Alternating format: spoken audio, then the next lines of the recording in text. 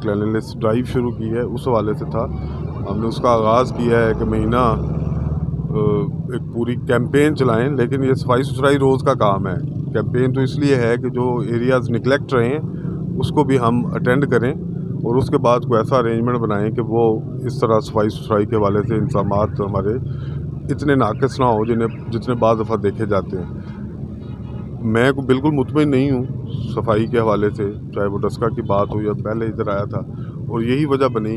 मैंने कहा कि ड्राइव ऐसी शुरू की जाए कि जो इलाके रह गए हैं या गंद ज़्यादा इकट्ठा हो गया तो एक दफ़ा तो उसको उठाएं और आगे को ऐसे अरेंजमेंट्स करें कि वो डे टू डे बेसिस पे भी सफाई मामूल से ज़्यादा नज़र आए, क्योंकि ये तो रोज़ का काम है।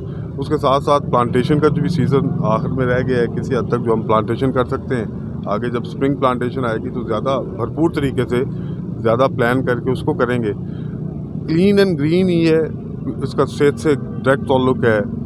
देखने में शहरों में अगर जगह जगह कचरा पड़ा हो और कई दिन पड़ा रहे तो इसका मतलब है कि एडमिनिस्ट्रेशन जिसके पास आजकल वो एडमिनिस्ट्रेटर के भी इख्तियारात हैं, तो वो नज़र आता है कि वो उतना काम नहीं कर रहे, नीचे सिस्टम काम नहीं कर रहा। तो मकसद यही है कि एक वो इलाके जहाँ काफ़ी अर्से से कचरा जमा था, और फिर देहात में आमतौर पे हमारी तवज्जो नहीं होती, छोटे टाउन में होती, शहर का एक हिस्सा जो बल्दिया के अंडर होता है वहाँ किसी हद तक सफाई हो जाती है। तो अब हम ले रहे हैं पूरे ज़िलों को, सारी तहसीलें, रूरल एरियाज़ भी, इसलिए एक महीना है कि जहाँ बहुत अरसे से कोई नहीं पहुँचा सफाई करने, वहाँ भी पहुँचा जाए और आइंदा के लिए वहाँ को बेहतर इंतजाम किए जाए। सर मैं आपको याद दिला दूँ कि यह जिस जगह हम लोग खड़े हैं या 3 मरतबा पहले भी ग्रीन बेल्ट बन चुके हैं। यही आपको मैं आपसे बात करने से पहले इसी हिसाब से यही कह रहा था कि आपने ये करवा दिया काम, अब ऐसी कोशिश करें कि दोबारा वो ना डंपिंग यार्ड बने ना यहाँ इंक्रोचमेंट हो।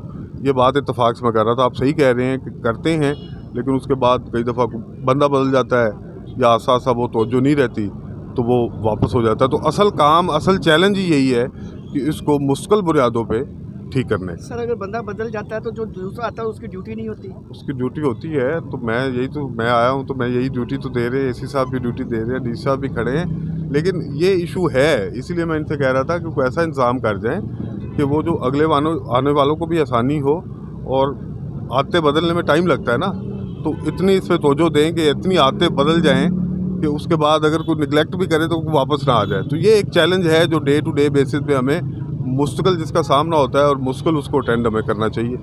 ये है इशू। थैंक यू भाई।